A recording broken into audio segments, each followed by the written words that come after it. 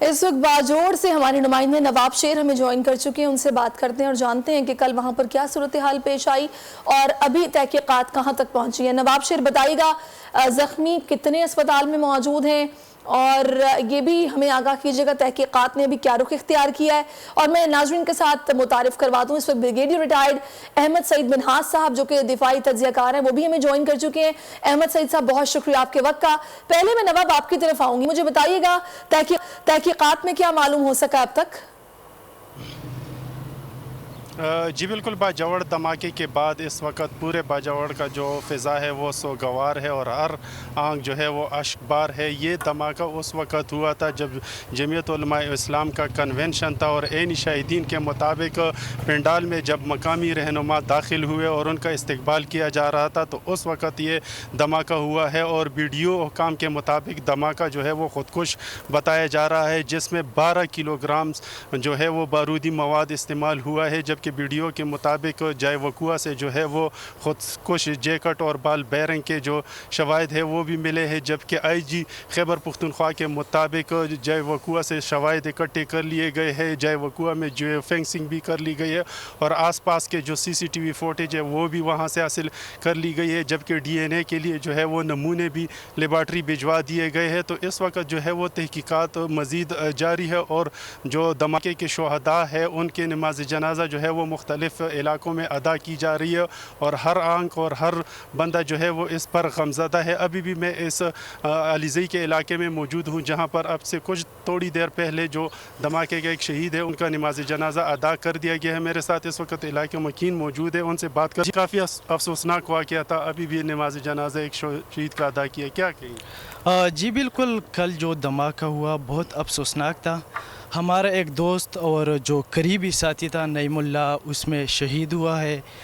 نعیم اللہ کی وجہ سے پورے جو علیزئی کا علاقہ ہے وہ کافی سوگوار ہے، ہر آنکھ جو ہے وہ اکشبار ہے، ہر میں ہے۔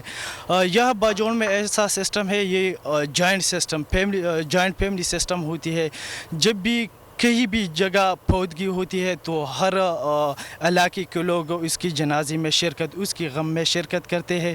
نعیم اللہ ہماری گھر کے ساتھ اس کی گھر ہے، اس کی میرے خیال میں 2 بیٹے ہیں، 1 بیٹی ہے اور اس کی ماں، ابو، اس کی بھائی سب اتنی خفا ہے کہ ہم بتا نہیں سکتے۔ میں اس کا قریبی دوست ہو، بچپن ہے اس کے ساتھ سپارہ پڑھتا تھا، میں اتنا خفا ہوں کہ میں بات بھی نہیں کر سکتا، میرے گلے سے آواز بھی نہیں نکل سکتی، لیکن نواب نے بہت کیا کہ ہمارے ساتھ بات کرے۔ یا اگر ہم یہ پیچھے آپ کیمرہ مین دکھا سکیں، یہ پیچھے نعیم اللہ کا گھر ہے، یہاں اتنا ماتم ہے، پورا علاقہ بہت خفا ہے، غم میں مبتلا ہے، علاقہ سوگوار ہے اور سب لوگ یہی کہتے ہیں کہ دھماکے کی جو ہے وہ صاف اور شفاف انکوائری کی جائے تاکہ جو اصل حقائق ہے وہ سامنے لا سکے۔ جیسا کہ آپ لوگ دیکھ رہے ہیں کہ باجوڑ کے مکین جو ہے وہ دھماکے کی شفاف انکوائری کا مطالبہ بھی کر رہے ہیں۔ اور نواب شیر بہت شکریہ، آپ نے ہمیں یہاں کے مکینوں کا جو جذبات ہیں اس وقت ان سے ہمیں آگاہ کیا۔ میں چاہوں گی احمد سعید منہاس صاحب آپ کی طرف آؤں۔ احمد سعید صاحب، سب سے پہلا سوال جو میرے ذہن میں اس وقت آ رہا ہے وہ یہ، کون لوگ ہیں؟ آخر کیا مقصد ہے ان کا؟ دیکھیں جی، بدقسمتی سے کل جو واقعہ خار میں ہوا ہے وہاں پر اس کی جتنی مذمت کی جائے کم ہے۔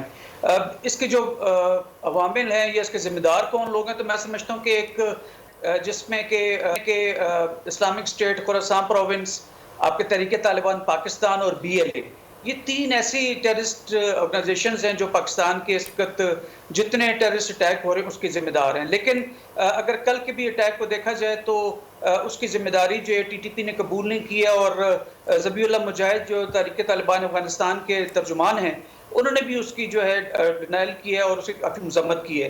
لیکن اگر ذوب کے اٹیک میں دیکھا جائے یا پچھلے دنوں جو مسجد کے اوپر اٹیک ہوا تھا اس میں جہاد پاکستان آرگنائزیشن کے نام سے ایک کور نیم لیتے ہوئے تحریک طالبان پاکستان جو ہے وہ انہوں نے یہ کارروائی کی تھی۔ اب وہ تحریک طالبان پاکستان کیوں اس کی ڈائریکٹ ذمہ داری نہیں لے رہے؟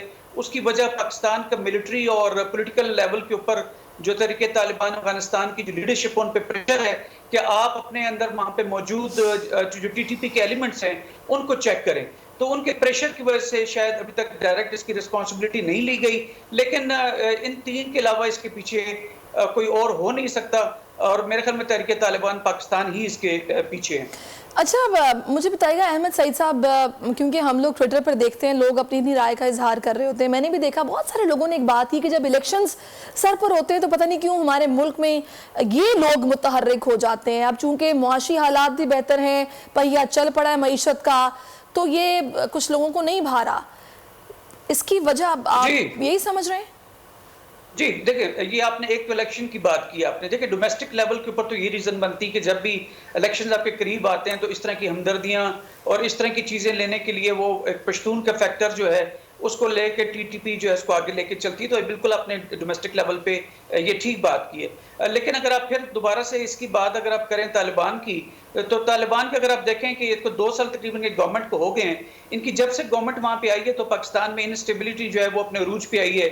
और अगर आप असफल फाटा में और बलूचिस्तान में देखें तो जो टेररिस्ट अटैक हैं वो बलूचिस्तान में तकरीबन 81% बढ़े हैं, जबकि 92% जो है वो खैबर पख्तूनख्वा में बढ़े हैं। अगर आप इसको जियो स्ट्रेटेजिक लेवल के ऊपर देखें तो यूएस और चाइना की जो रेवलरी है उसके पीछे भी इसके बहुत बड़ा हाथ हो सकता है। जैसे कि वहाँ पे ईस्ट तुर्किस्तान इस्लामिक मूवमेंट है जो कि इनकी जो ईस्टर्न चाइना के अंदर जो ये एक सेपरेटिस्ट मूवमेंट है ये अफगानिस्तान में पनाह लिए हुए है।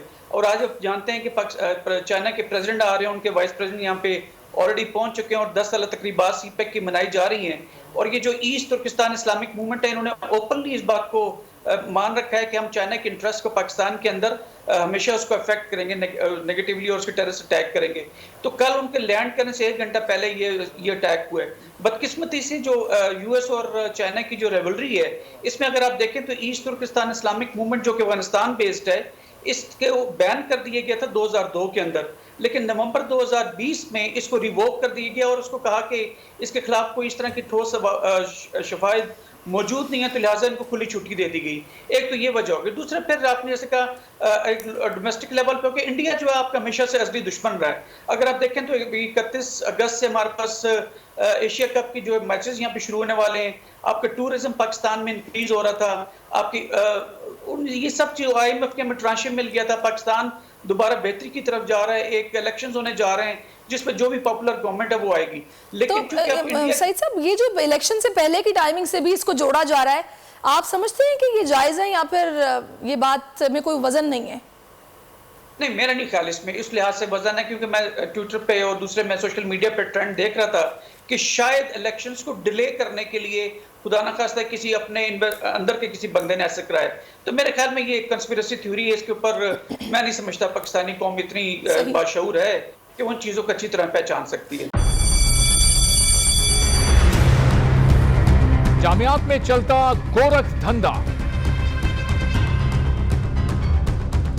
नौजवानों के मुस्तकबिल से खेलने वाली काली भेड़ों के आगे हुकूमत और इंतजामिया मुकम्मल बेबस। मुस्तकबिल के मेहमानों के तहफ्फुज के लिए बोल ने उठाई आवाज, सहाफती फराइज को निभाते हुए पहुंचाई हर खबर अवाम तक, बड़े स्कैंडल से जुड़े तमाम हकाइक रखे अवाम के सामने, क्योंकि बोल है पाकिस्तान का नंबर 1 न्यूज चैनल। सब्सक्राइब करें और बेल दबाएं ताकि कोई खबर रह न जाए।